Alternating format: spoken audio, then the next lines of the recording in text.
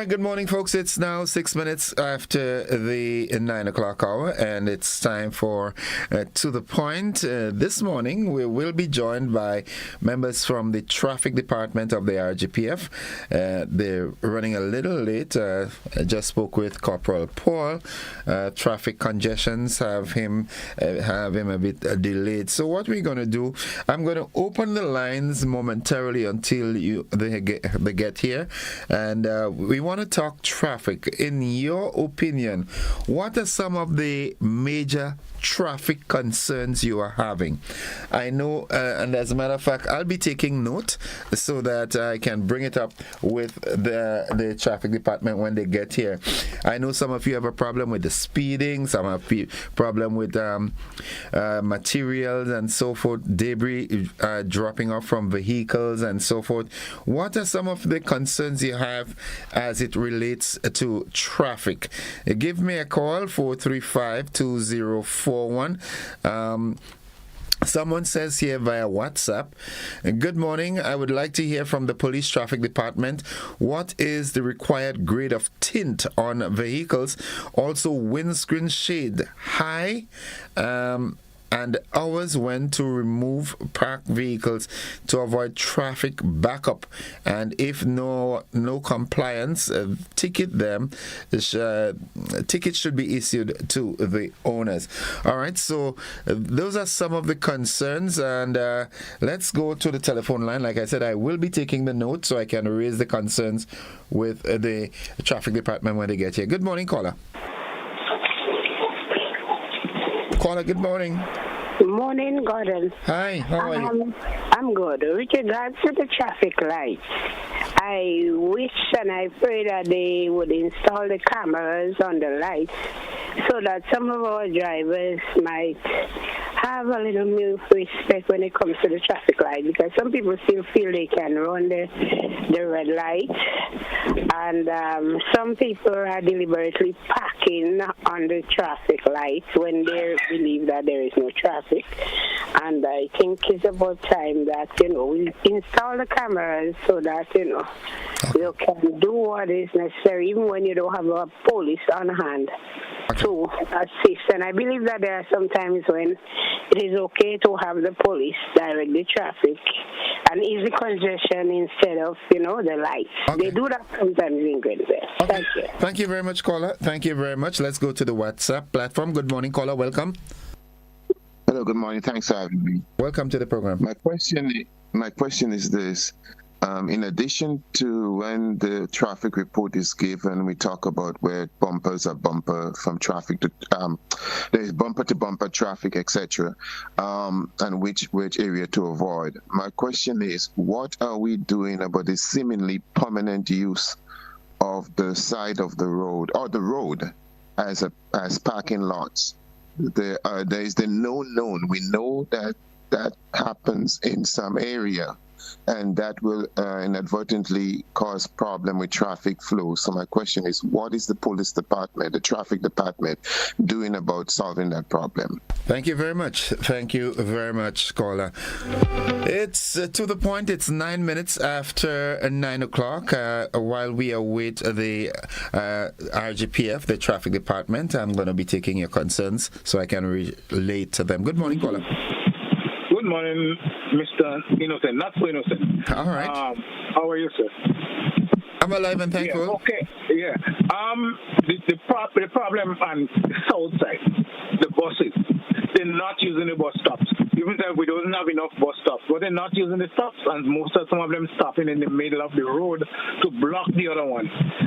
Right? When it's by Sugar Mill, sometimes you see two wardens there and a police. And people just crossing one and just holding up traffic. And the two wardens there, they're not doing nothing. The police just there and they're just looking for people who charge that maybe don't have license or what and what. But I think that they should be there like how they do like the bus stop. Get off the people and let it pass and the traffic go faster. But they just there doing nothing. Okay. Right in town by where the police headquarters is. A police does be outside there, and all the buses stopping behind the stop. Where the old cigarette truck was there, all of them empty and coming all the way down. buses stopping all down there and the police there and they won't make them go up. I don't understand what's going on. I think they need more better policing, and I think that they need plain clothes police back on the street like long time ago. I remember there's a guy one time they call Crawford and some other police, and I can't call the name now.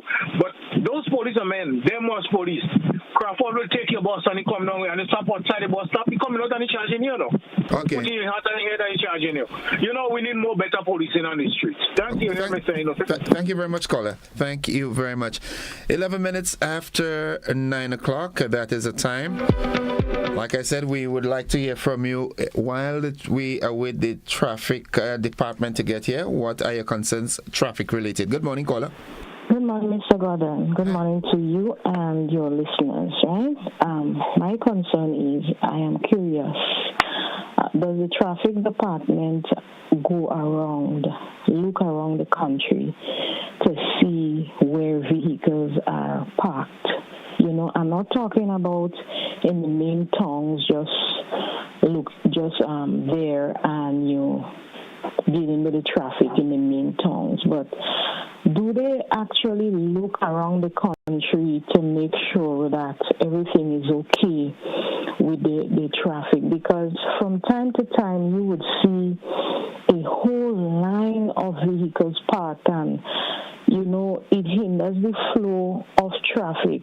And from time to time, more and more vehicles are just parked on the side of the road in various places, almost everywhere you go. So I wonder if they normally act proactive then, and not just wait for somebody to call them or for an accident for them to act, but look at the situation and then sit down, brainstorm on how best to deal with those kinds of situations so that the traffic situation in the country could improve. I believe if the traffic department is proactive, things could be much better rather than wait for things to happen. I think they should sit down, come up with a strategy, and deal with especially the parking on the side of the road and so on. They could do better with that. So I wish they could really come up with something, sit down and brainstorm on how best to deal with those situations. Thank you very much, caller. Thank you very much. It's 13 minutes after 9 o'clock. And as I said, we're accommodating calls as it relates to your concerns traffic related until the traffic department gets here. Good morning, caller. Morning, sir. How are you doing? Alive and thankful. How are you? I second that lady motion. She called before me. She had them just call her before me. Okay. Because they're having the same problem. Not only that, too, there are certain people that because they build a house in an area before anybody else, they have an attitude of just parking their vehicle and anyhow because I've been there first. That kind of attitude, Okay. And it's all about the police. And as she said, there's a lot of vehicles that park alongside the road, and they could park a little better because they realize we have a lot of vehicles in Grenada right now. And we need to do a little bit more better than that and have a little bit more consideration for the other road users. Thank you, caller. Thank you very much. Your point well taken. We'll relate to the RGPF when they get here. It's 14 minutes after 9 o'clock. Let's go back to the telephone line. Good morning, caller. Yes, Mr. Innocent. How are you today? Alive and thankful. How about you? All right. Well, my thing is big thing with this traffic. Granance Road, they say they have 300 buses operating the Granance Route. Do the calculation. One of the Toyota bus coaster, like what School of Medicine have, carrying 29 passengers.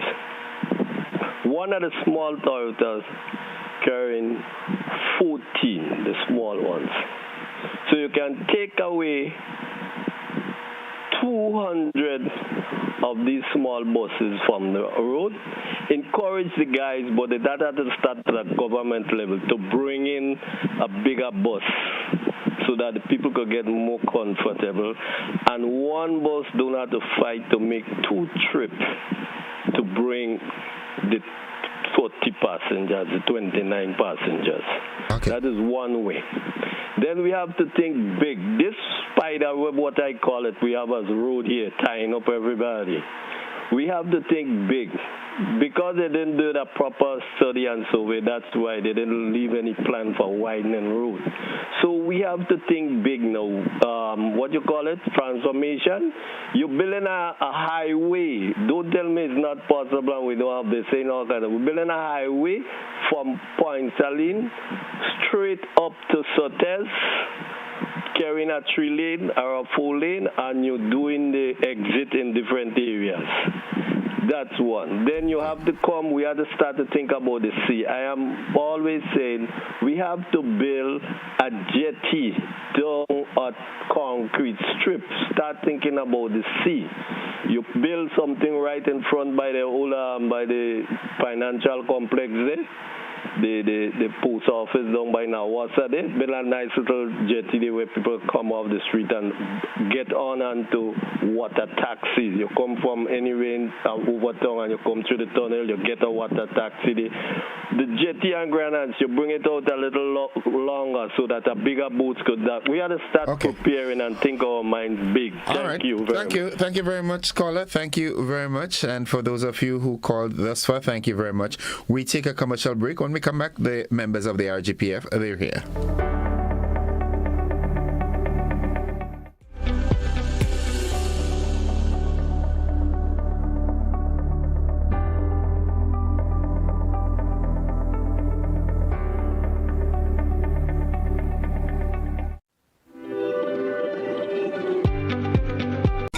Springs Food Mart, Excel Plaza, Clear Vision Eye Center, Chillaxing Cafe, Answer Coating, Victory Bar, proud partners of the 19th Annual Hubbard's Legends in Concert, Sunday, November 9th, 5 p.m., Grenada Trade Center. Grenadians, get ready to commemorate National Heroes Day on Sunday, October 19th at the former Riviera Hotel site next to Camahorn Park. Grand dance from 4 p.m. to 8 p.m. The theme for this year's commemoration, honoring our legacy, inspiring our future. This National Heroes Day commemoration promises to be one to remember with a prayer and worship segment, the spoken word, and a powerful message from our special guest speaker. National Heroes Day Commemoration 2025 will also see the official sword turning on the grounds of the Riviera site, which will then be known as National Heroes and Heritage Park. Sunday, October 19th, 4 p.m. to 8 p.m. National Heroes Day Commemoration. Monrouge, St. George. See you there.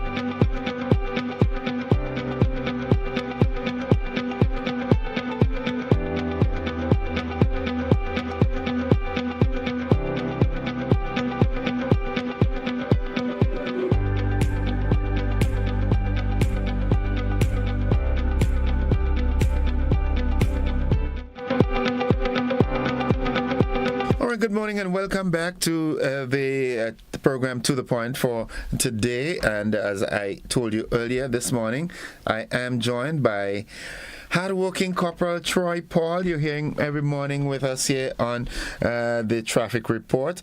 This morning he's gracing us in the studio so that folks can see who is that goodly gentleman that gives such a comprehensive report. Good morning, Corporal Paul. Good morning to you and also to your listeners, both at the radio station level and also whatever social media platform and also the television program. It is always a pleasure to be in GBN to disseminate pertinent information information as it relates to traffic and all things related to traffic, so that persons can be aware of what is happening around and how their contribution can make help develop or improve what we have going on at the traffic department.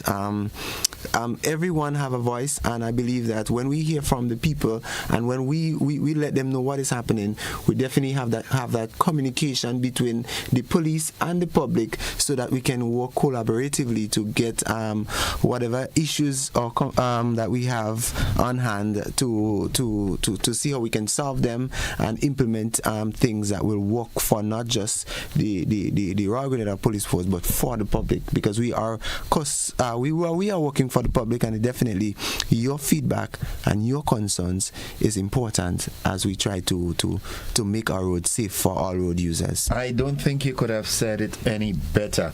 I'm so happy that you are here with us in person this morning, because there are quite a number of dark and gray areas that the general population would like to get some conversation into. But this morning we're zeroing on road safety, accidents and obstruction and so forth. So I want us to start off with accidents. From the RGPF's perspective, what are the main causes of accidents? Yes, so before I begin with what are the main causes of accidents, from time to time we see on social media and even GBN Facebook page and others social media platforms that we see a number of accidents along our nation's road, and some of them cause for concern in the manner in which those accidents happen. You see vehicles in all sorts of position, shape, form along our roads, and you wonder, how did that driver get that done? To be honest, how did they get that done? And it calls for concern, because every morning we normally do the traffic update for the past 24 hours, and it has been consistent 10, 12, 11 and going on this there. One was three. And we must say we want to welcome this sort of statistics on a daily basis, but it all depends on how the drivers drive along the road. You say that, and it reminds me of a good friend of mine, Dwayne. Over the weekend, I understand Dwayne was, he had some food and it wasn't properly cooked, and he's saying you have to be real good to spoil fish. So you look at the vehicles and where the accidents occur, and how you wonder how did that person manage to do such a wonderful work at such an accident. But from the RGPF's perspective, what would you say are the main causes of accidents on our roads? Yes, so I will try to be general first, and then I will specify or go directly as to some of the things that we've seen, especially on our nation's road. Please. So in terms of some of the causes of accidents, it can be broken down into three categories. And I will start with the first being the human error or the human factor. These are things that we as drivers have control over. And I will look at things such as distracted driving. Doing everything else besides focusing on what you're supposed to be doing driving. So the use of the cell phone while you're behind the wheel, the eating, the drinking, the doing of everything else, as I stated, when you should be focusing on driving. So this can contribute to distracted driving, and this is one of the main causes of a lot of the accidents on our nation's road. To continue, we also have failing to obey traffic signs and signals. Persons do that most of the times, especially when they're approaching the intersection. What the highway code and what our law says that you're supposed to slow down, stop, and make sure that nothing is coming from either direction. But what we see persons, they're not slowing down, they're not stopping, and they just drive through, as I stated yesterday, as if that portion of a road is listed to their name or is registered to their name. So they drive how they want. They drive how they feel like. Okay. Another thing we have is tailgating. Persons driving too close behind the vehicle that is in front of them. So then you would not have a proper reaction time if that vehicle in front of you make a sudden stop. And we have seen a lot of the wreck and collision happening from time to time.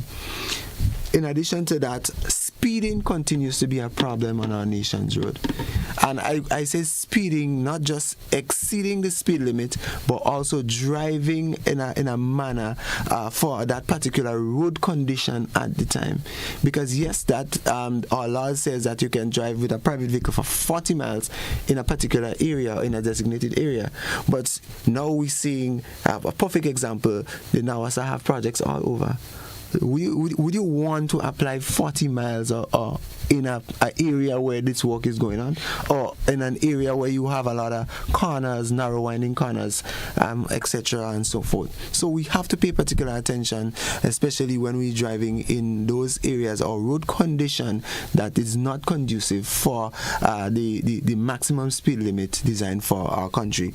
And as we are on speed limit, the speed limit for all our towns in Grenada is 20 miles per hour for all class or description of vehicles, and 35 miles per hour for all public service vehicles and all goods service vehicles. So that is for the buses and the trucks that are traveling along our roads.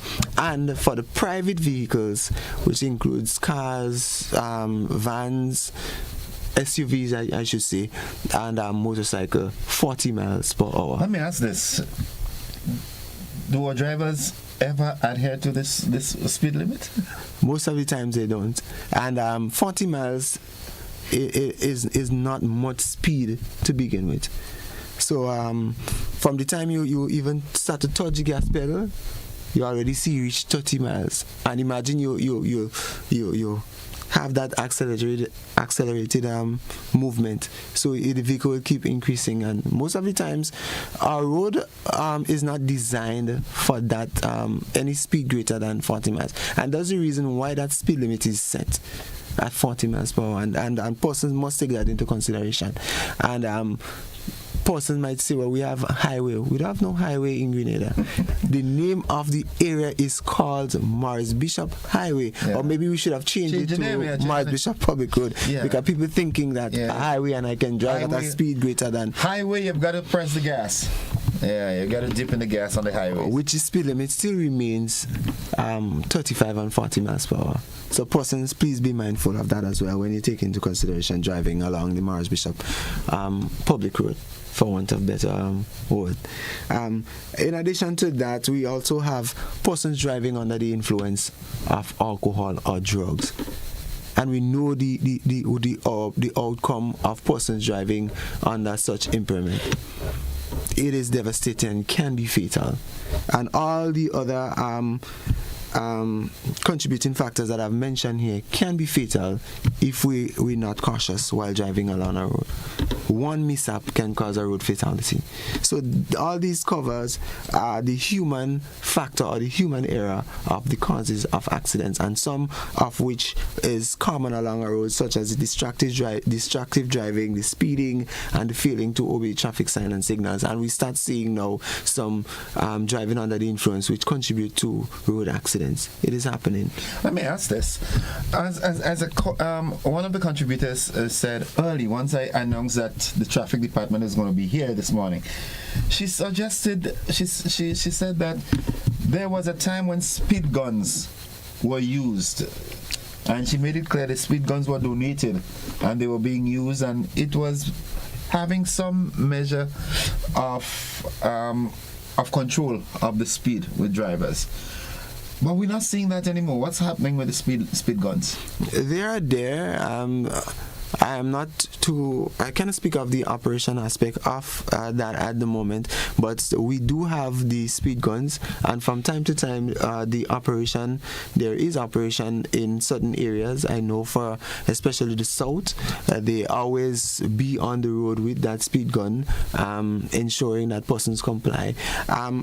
I'm not too sure if the road project is one of the contributing factors, because you know that definitely in those areas that are affected, it would not be one of the wise practice based on the work going on to have speed radar. But definitely in the area, there are areas where we definitely will have to have that speed maybe change location, because if persons cannot speed in a particular area, they will take the opportunity to do it in another area, especially if they are running late or where the traffic, where the road construction slow them down, they make up the speed elsewhere. So we definitely would have to look into that aspect and continue to have that operation to let persons know that we still have those speed guns and it is still in operation, and you will be charged if you break those exceed those speed limits. There are some instances where we see police officers riding along on motorbikes,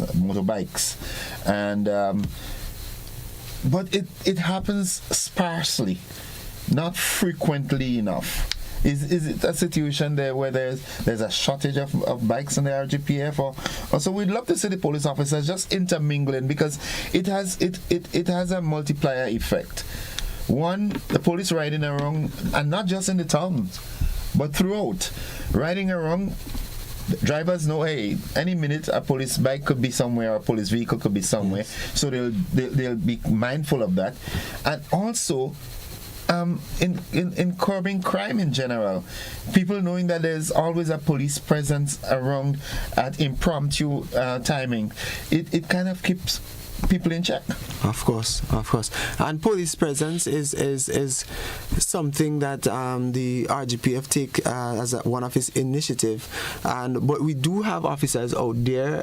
As relates to the motorcycles, they're not much out at different times, because officers have their off time and they have their on time. But we do have officers out. We have SUVs and other means or modes of transportation where not just the motorcycle, but we have officers who are there who are out in the communities from time to time. Especially we try to do that on a regular basis. It doesn't go as planned always because of maybe other operational urgency that may take focus from what you may plan to achieve and what actually happens on a daily basis. But we do have officers out there from time to time. They may not be in the area you may travel if you're traversing, but they are somewhere outside there ensuring that our roads remain safe, and persons see that the police officers are out there doing their job. The question to be asked, whether or not there is sufficient, it remains something that we definitely have to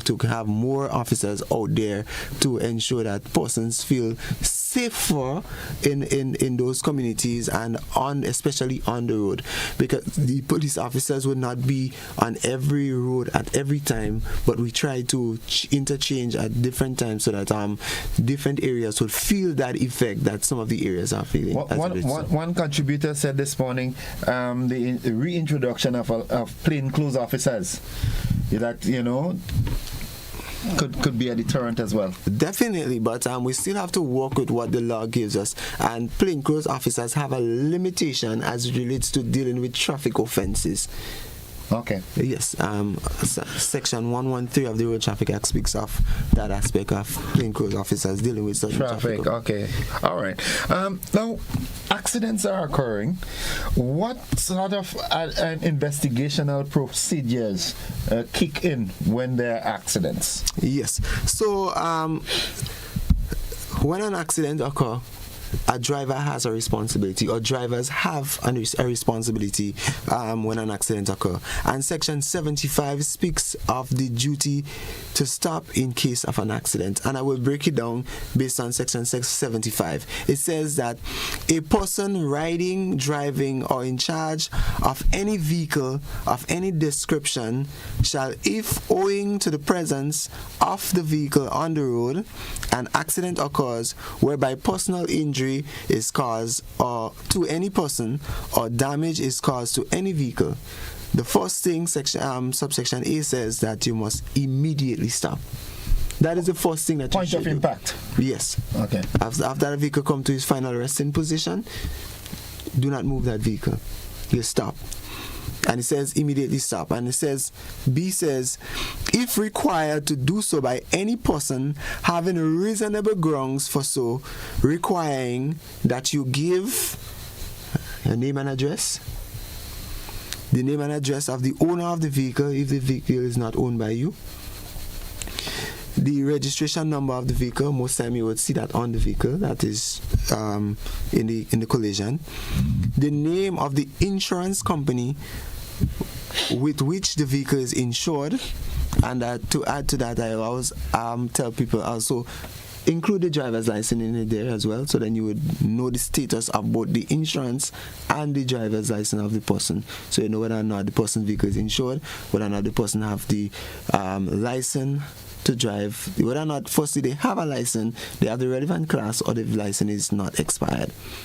There are implications for these things as well. And also the name of all the persons in the vehicle at the time of the accident, and report the accident to a police station as soon as reasonably practicable, but before the expiration of a period of 24 hours. Okay. So you must report the accident within 24 hours. So just to recap again, so once an accident occurs, you must immediately stop. You hear persons from time to time saying you can be charged for failing to remain on the scene of an accident. There is no charge, and I want to take that out of the minds of the people. What the law says is that you must immediately stop. And if you have to leave in the case of emergency, like if there are injuries and so forth. Yes. So going down to subsection 2, which deals, and I will just speak, I just wanted to recap that you must stop and provide the necessary information. So you exchange information to both parties. Okay. Exchange information, I've stated. So your name, your address, the persons in the vehicle, especially if they're injured, insurance information, driver's license information, and share contact information as well, because it is important as you resolve the accident from through insurance or other parties, because you do require that information to provide to your insurance if it need be that you have to fill out a claim form or so forth. And what it says again here, report the accident. So the accident occurred, you did all the above, you pick up the phone, you call the police, I have an accident, and you give them all the information that you are, where the accident occurred, if there's any injuries, obstruction, so that they can know how to be prepared when they visit the scene. Now, let me just get some clarification there. In the case of a vehicular accident where there are injuries or so forth, I see that. But if, for example, two drivers in the private vehicles by themselves and they have a collision, can they come to an agreement between themselves and saying, okay, sign a document, I'll fix your vehicle, you fix mine, or whatever the agreement is, without getting the police involved? Or is it law that once there's a vehicle accident, the police must be summoned? If I should repeat, section 75 1C, it says that the first thing that you're supposed to do, and is your obligation, which is lawful, that you must report, where you must first stop, and then you report the accident to the nearest police station or to a police officer if a police officer is there. So persons from time to time may say, well we want to settle it. Settling among yourself is one aspect, and I always tell persons an accident has two aspects to it. There is a civil aspect, which is with the compensation, and that is between both parties, which have nothing to do with the police officers and how they choose to settle that matter. We have an obligation as to how the driver drove on the road or in what particular manner, so then we can decide whether or not you drove in a manner that constitute to an offense, such as driving without due care and attention, or any other offense, dangerous driving and so forth. And we will have to intervene and take the necessary action, because we cannot condone some of the behaviors we see along our nation's road and expect, yes, both drivers want to settle and think it's okay. Yes, you can settle, but the police still have an obligation, once investigated, to send a matter to court. So you could settle among yourself, but one thing, the accident must be reported. You must immediately stop, as I've stated, provide the information to the other party, report the accident. The police will decide whether or not, how do we go forward from here. Whether you'll be charged, yes, or reprimanded or whatever. Okay, having said that, now what are some of the penalties that can someone get when they're involved in an accident? Yes, so to begin with, those that I've mentioned, it says that any person who contravenes, fails or comply with this section commits an offense and shall be liable on summary conviction to a fine of $2,000 or to imprisonment for 6 months or both such fine and confine. And that is in relation to failing to immediately stop, failing to report an accident within 24 hours and along that line. Those are the offense. But there are other offenses such as driving without due care and attention. Then you have dangerous driving, reckless driving, or in the event there's a death, then you may have causing death by dangerous or reckless driving. And there are other offenses that can be added along if there's any breach of offenses while an accident occurs, because if you're under the influence as well, then that charge will be added, and any, as I've stated, any other offense or breach of laws or regulations will be added to your rap sheet as we prepare, charge, and investigate. So the punitive measures that will be taken is dependent on the level of the offense that was committed. So, for example, someone caught driving under the influence of alcohol. Yes. Just that, you know, you do a breathalyzer test, they look suspicious, and you run a test on them, and you realize that they're driving under the influence of alcohol. That is an offense, yes. And there's a charge to it. There's a penalty that you've got to face for that. Yes. But it's different to a penalty where someone is speeding and had a collision, and someone got injured. That's a different charge completely. So within the traffic rules, there are different penalties for different offenses. Yes, there are different penalties for different offenses. And one offense can lead to the other, such as you may have speeding. Once it can be proven that you were speeding and we have all the evidence, so then speeding will be an additional charge to the driving without due care and attention, such as the driving under the influence of alcohol, which is an arrestable offense. Other substances. Other substances. Don't give alcohol all the bad name. Yes. We focus on alcohol because it's one of the most prevalent. Don't do that to my alcohol. The law says under the influence of alcohol or other drugs. Okay. Yes. All right. Now, as it relates to the penalties, right? One of the problems that we have in Grenada is not about laws.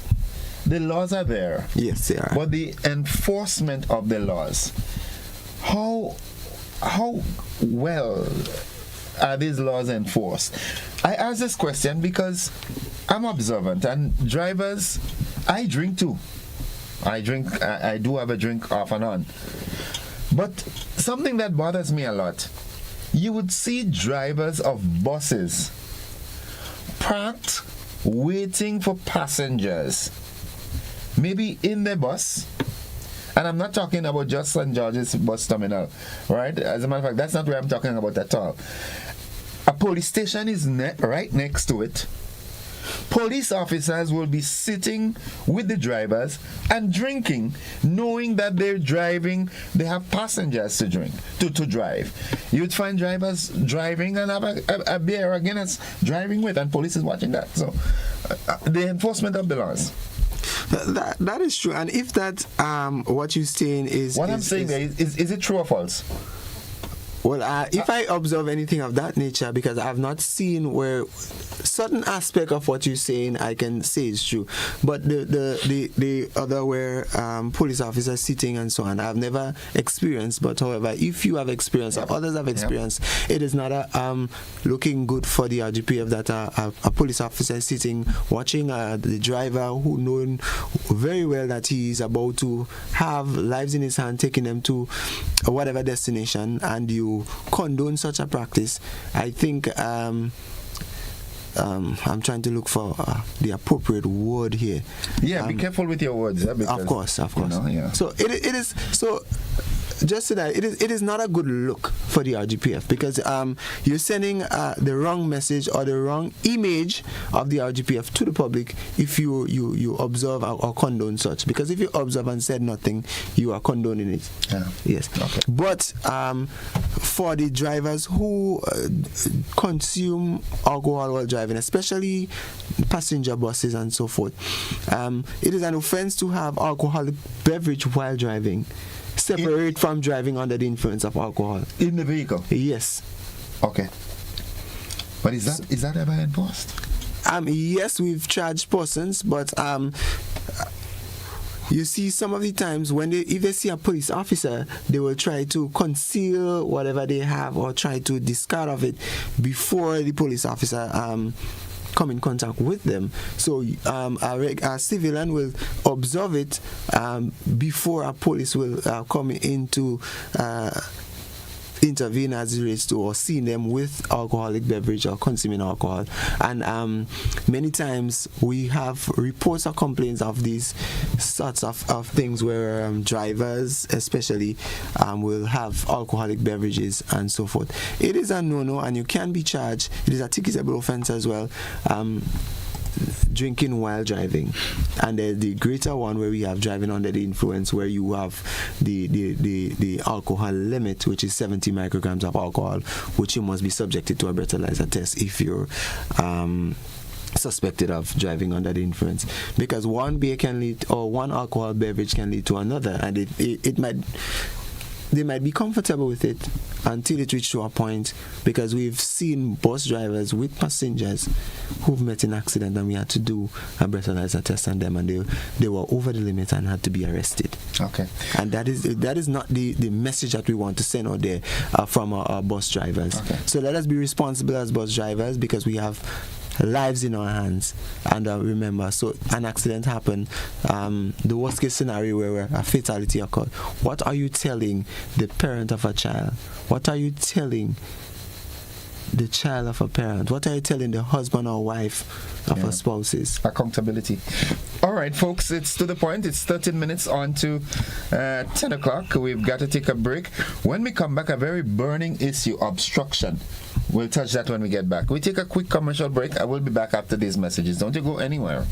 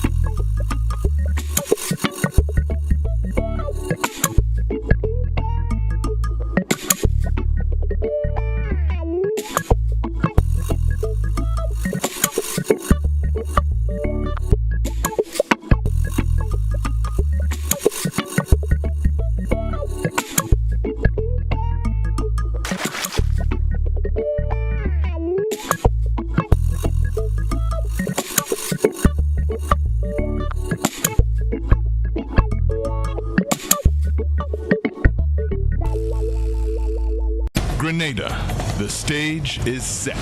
Brilliant minds, fresh perspectives. It's more than competition. It's confidence, creativity, and critical thinking in action. The Grenlick Debates, powering bright ideas. The Greenock debates will be broadcast on GBN TV, Tuesday and Thursday at 6 p.m. and on Sunday at 4 p.m. Matches will also be available for viewing on Greenock's YouTube channel. Tune in.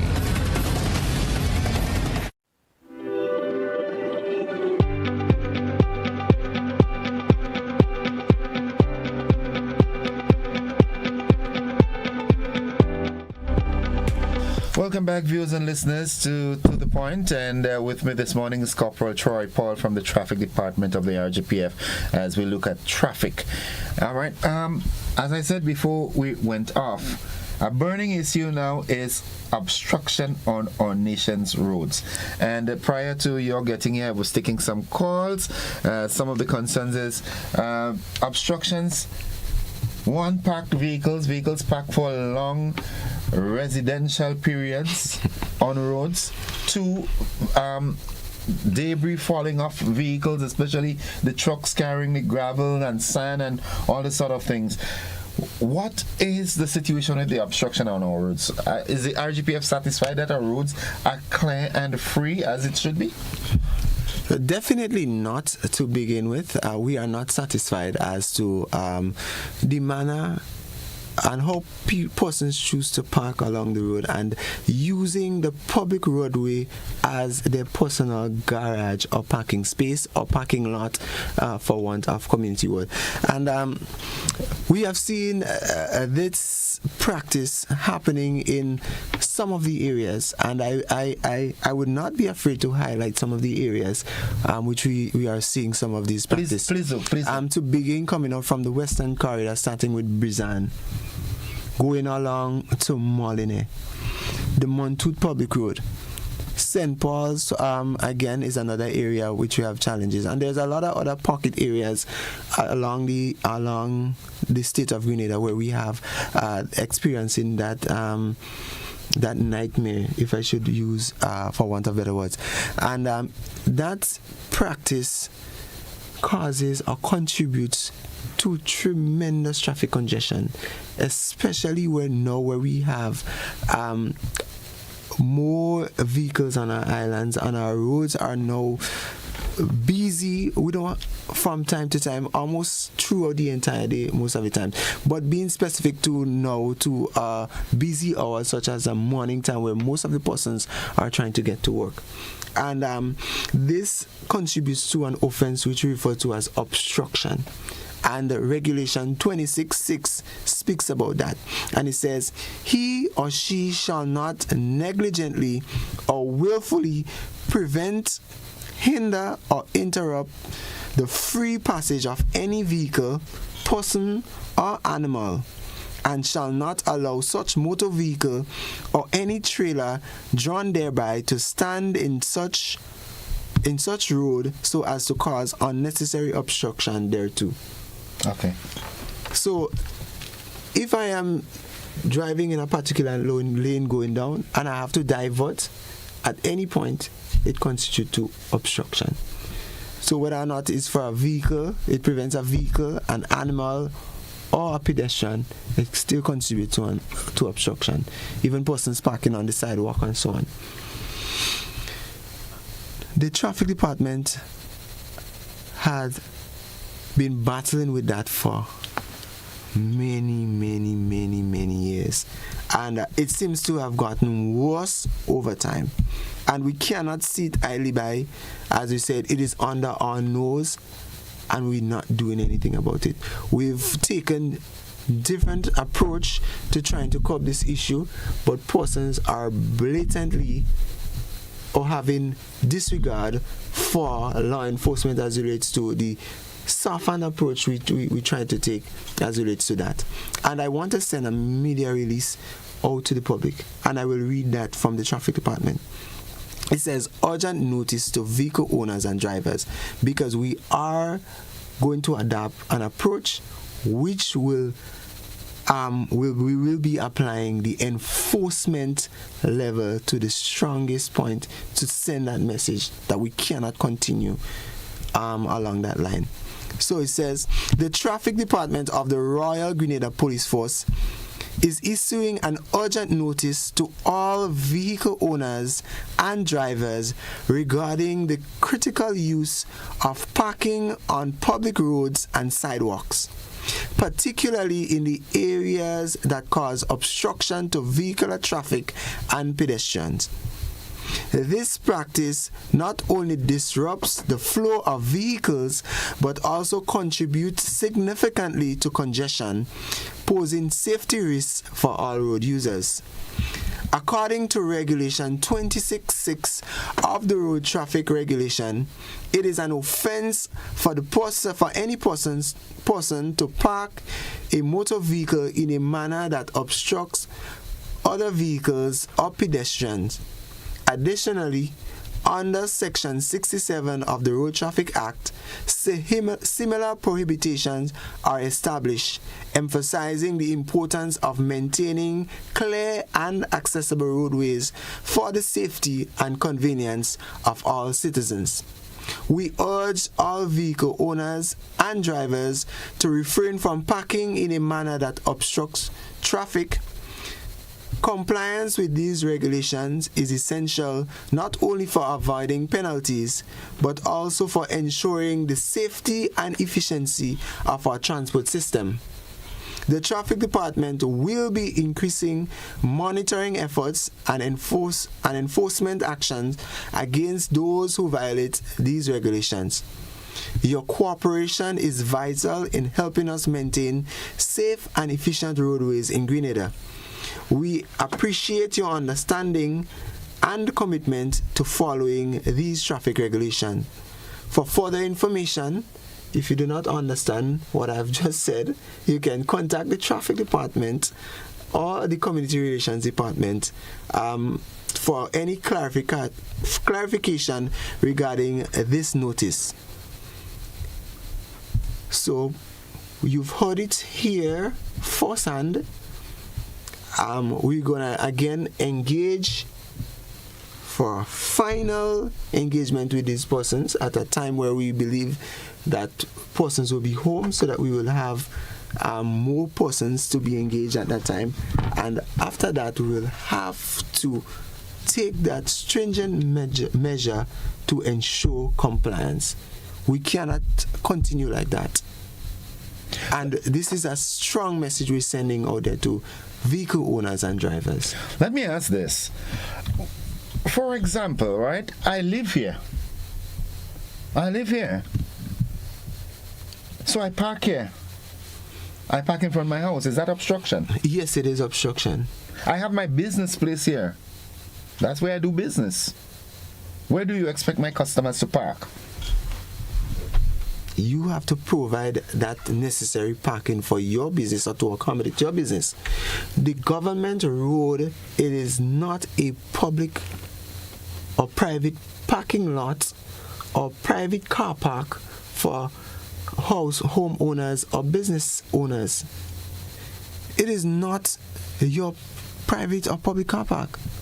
You have to find that parking space to provide that convenience for your customer. And some of the business owners, when you approach them, they would ask you, where do you want my customers to park? Not on the government road. So where? They have to provide. I cannot tell them where to provide, but I can tell you where they cannot park, and that is my responsibility. And we can take the necessary action, and we will be taking the necessary action against persons. And we adopting that zero tolerance approach as it relates to obstruction in those areas that I've mentioned.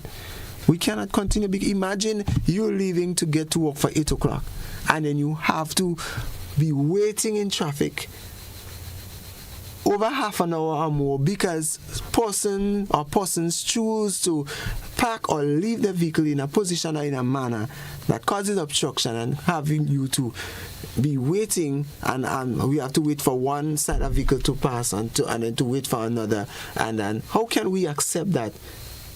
It's if you look at it in the business world, that it does not yield to productivity. Imagine I leave home. Imagine I am leaving on a regular where there's no I'm living close to work. On a regular day, it will take me 10 minutes to get to work. However, on a mornings, getting to when there is obstruction along the road, I sometimes take 30 and 45 minutes to get to work. Imagine persons who are living at a further destination. Yeah. How soon do you expect this enforcement to take place? Within this month, I can assure you that. We have already have dates for the engagement process, where we're starting on the Western Corridor. So we re-engage persons, drivers and owners of vehicles, and once we have done that, we'll definitely be taking the necessary measures. Now let me put you on the spot here. Is this going to be continuous or prolonged? Because we not so long ago there was this big move to get rid of derelict vehicles and so forth, and that was coming along nicely, and then all of a sudden, braps, it dissipated into thin air. Is this going to be continuous? Yes, from the traffic department, it will be continuous based on what was discussed and the approach that we intend to take as it relates to eradicating the nuisance of obstruction. So, and it's on our book, so we cannot say that we cannot deal with it. It is something that is in our law books, which we have to deal with under Regulation 26.6. So any police officer from there on failing to deal with it will be failing or neglecting his or her duty, unless we've given a directive otherwise. But it is our responsibility to deal with every offense, and obstruction is one of those. And based on the need right now, it has become a priority aspect of dealing with the issue of obstruction. Having said that, can any uniformed officer, well, not just uniform, but can any officer deal with traffic issues? What our law says that in order to deal with traffic issues, an officer must be in a uniform of the Royal Grenada Police Force to adequately deal with or control traffic. But you don't want to see persons committing offense and you're a police officer. You simply pull out your ID and you can submit a report and have it investigated, and we deal with it accordingly. But that doesn't mean that they cannot deal with an offense. But in order to control or deal with certain traffic offenses, you must be in uniform in order to at least to apply the number 1 stop sign to a vehicle. Okay, folks, it's now 2 minutes after 10 o'clock, and I don't know if it's correct for me to say in the interest of fairness, but in the interest of the program. All right, traffic, again, maybe obstruction caused you to be late. It could be. So I'm going to be fair, and it's a very pertinent conversation. I know our television aspect has to go, but we'll continue with the radio version for a few minutes, up to 15 minutes after 10 thereabout. So what we're going to do right about now, we're going to take a commercial break and come back, because we want to open the lines so that you can engage with Corporal Paul. And of course, again, well, I don't need to tell you, he's the police, so you know you have to have respect. You understand? And but ask the pertinent questions, you know. So we take that break. We'll be back, and most likely when we come back, the television aspect will be gone. It's to the point.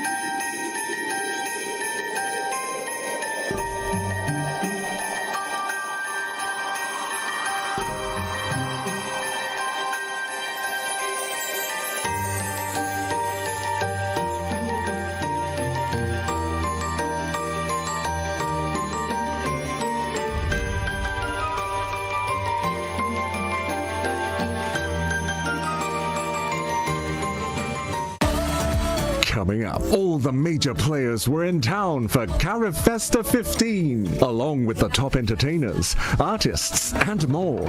The essence and beauty of African culture on full display at emancipation celebrations in Trinidad and Tobago. Important for centuries, still attracting attention today. Welcome to Havana. It's all next on this station.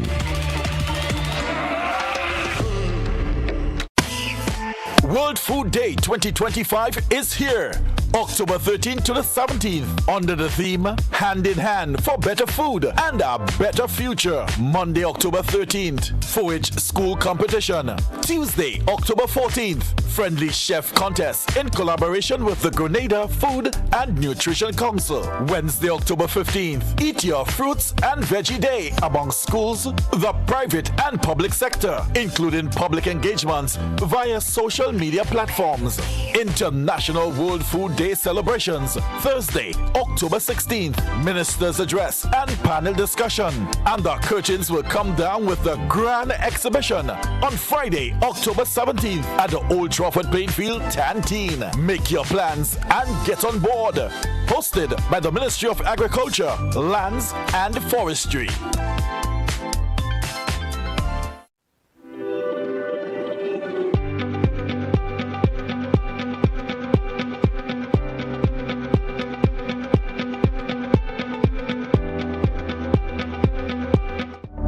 All right, welcome back, viewers and listeners. I'm happy that the television aspect is still with us, but just be mindful that there will be the point where maybe they'll have to leave us for a while. Okay, so this is where we are going to entertain your calls. Let me just relate some of the concerns that people had prior to your coming on.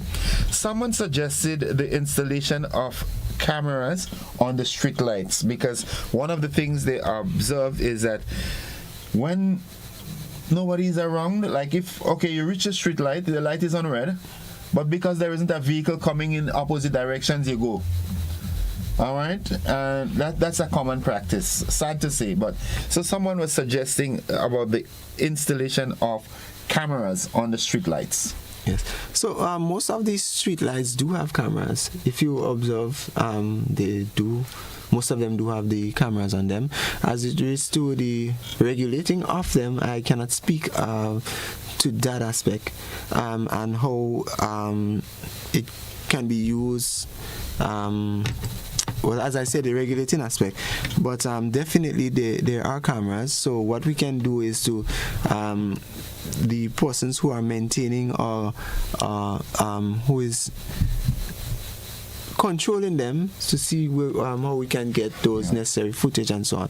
But they do have camera, and see how we can implement it and having those accessible directly to the police force, because it is not fully controlled by the police force, but we can do get access to. Yeah, because those I know in how we refer to them as the big world, you get your tickets in the mail. Yes. Yeah. We've got a caller. Good morning, caller. Welcome. Good morning. Mr. Innocent, thanks very much for allowing me to say something.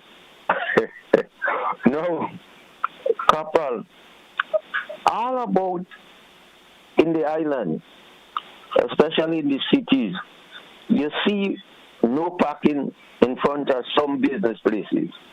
No parking. The first question is, do they pay for this place where they mark no parking, certain business places at the entrance there? And if I living in town or whatever and I want to buy a place, could I buy a place and mark no parking, or to rent a space and mark no parking in front of my business? I don't know if this is what is going on, or the police give them special right and mark out special little place for them to mark no parking. That's what I'm asking. And do the government now should see that our business places that are now being constructed should have a place where a vehicle could go in and collect the goods once it's in large amount. I wonder if you could answer those questions. Thank you very much, caller. Yes, so to begin with the first question, as you stated that if persons paid for parking and so forth, that is something that the Royal Grenada Police Force does not entertain as it relates to that. Continuing along with business places, they are not entitled to any parking spot in front of their business. They do not control, as I've stated, any portion of the government road. The road belongs to the state of Grenada and for the use thereof. And from time to time, we may see persons parking, or which you have there are areas where which we allow so persons can have a little park to, if you are goods to unload, offload, but it is not for a private vehicle, which we have explained earlier on, or private business to be used as the car park and so forth. And no, we do not lease or rent any spot to anybody on the government road for parking purposes. Well, let me ask this. So very often you'll see some business places or homeowners, based on where they're located, they would get some of the cones and put in front of the place because they don't want anybody parked there, or they have that park reserved for somebody. Can an ordinary driver who sees the cone take them out and park his vehicle? Is that right or wrong? It is not wrong to do. They do, as I've stated, they do not own any portion of the road. They do not pay any tax specifically for any portion of the road. So they should not place any cones, chairs, stools, crates, etc. in the government road to secure or hold any park for the business or for anybody. Once it is an area where persons are allowed to park, and you see the park is accessible and there is cones or anything there, move it and take the park. Okay. Thank you very much. If I see it, I will take the park. Thank you very much. Thank you very much. Good morning, caller. Welcome. Good morning, sir, and good morning, Copy. Welcome. It's to Grenville on a regular basis, on the morning especially. And as practice, I see, and it's very frightening. I don't know if the police are aware of it, but I think that the police could do some communication with owners and operators. These big SL trucks, they're now plying that road. It's very scary. You going up to Grenville, and all of a sudden, there's a lot of corners, and all of a sudden, these SL trucks appear on you. I don't think it's a safe practice, and I think the department should really make some effort to communicate with the owners and operators to cease that practice. Right. Another thing, a bridge is made to carry traffic. I've noticed on the Boulder Bridge, persons permanently have the vehicles parked there, and I think it has a negative effect on the structure itself. So I would really like the police to look into that, and not only Boulder Bridge, but wherever there's a bridge, vehicles shouldn't be parked on it. People have vehicles and they don't even have places a place of abode, but they have a vehicle. Right? So these are my two complaints. Thank you very much, caller. Yeah. To start with the first, as it relates to the truck, I was trying to understand specific what the the caller was trying to say. Is it the manner in which those truck drivers drive, or so forth? That was the gist of it. Yes, but I was trying to understand and make sure that I get it. The other concern is on that is the trucks just appear. Usually, the big trucks that are carried on trailers, or how you call that, they usually have a vehicle in front indicating to you with a flag that a big vehicle is coming. Yes. But most of the times that is not done. Yeah. So we do observe some of the manner in which some of the truck drivers, especially drive on our nation's road, and they have to be mindful as well that they have a bigger vehicle which requires more space along the road, and especially when you're going around corners that you require to maybe open out a little more and so on. And some of the times the manner in which they drive, sometimes it leaves you wanting as to, do they have any consideration for other road users? You have a bigger vehicle, and remember, we still have learners along the road. We still have inexperienced drivers. So I want to appeal to the truck drivers that you drive in a manner that is conducive as well for the size, length, and width of your vehicle. And for those persons who are operating the trailer trucks and so forth, normally it doesn't require for the 20 foot, but for the 40 feet containers, an escort vehicle be in the front and at a distance that is sufficient to warn other vehicles and so forth, so that you could take the necessary precaution as the other driver, so that you will be aware and prepare yourself in the event that vehicle have to open out and so forth, if they have to take a corner or an intersection and so forth, because you know the bigger vehicle requires more road space, more maneuvering space. Yes. All right, we have a caller. Good morning, caller. All right, we lost that caller. Let's go here. Good morning, caller. Welcome. Good morning, Innocent, and good morning, Corporal Paul. Morning. Yes. If I may just one suggestion I do have. The RGPF could put out an app in which that persons would be able to see where the traffic is building up in different areas, so that they can avoid, so that the persons can actually pay for the app, so the RGPF can earn income via that medium, so that they can actually help to upgrade certain aspects of the traffic regulations, and to do things to actually improve and enhance the flow of traffic throughout Grenada, Carriacou, and Petite Martinique. So, you have that app, you can go, it would tell you where you would find the traffic buildup. So you know that I can avoid that area, and I can go to another area where the traffic is flowing smoother. Thank you very much. Cyber policing. Yeah, and we welcome that initiative, and I will definitely make that suggestion to the administrative team and see how it can be implemented and be inculcated within our traffic response and our daily operation. It is something that we will definitely have to maybe consider in the future, based on the influx of vehicles that is in our country, and what we experiencing in our morning time as it relates to traffic and traffic congestion. And we haven't reached that yet, but we start to get into the live drone footage, where we do have from time to time in the morning. And if you're privy to GBN on a morning, you can tap into that, and then you can get that access. But as it relates to the app, it's something that we will definitely have to look into and see how it can be implemented, and whether or not it can be resourceful for our state of Grenada. Okay.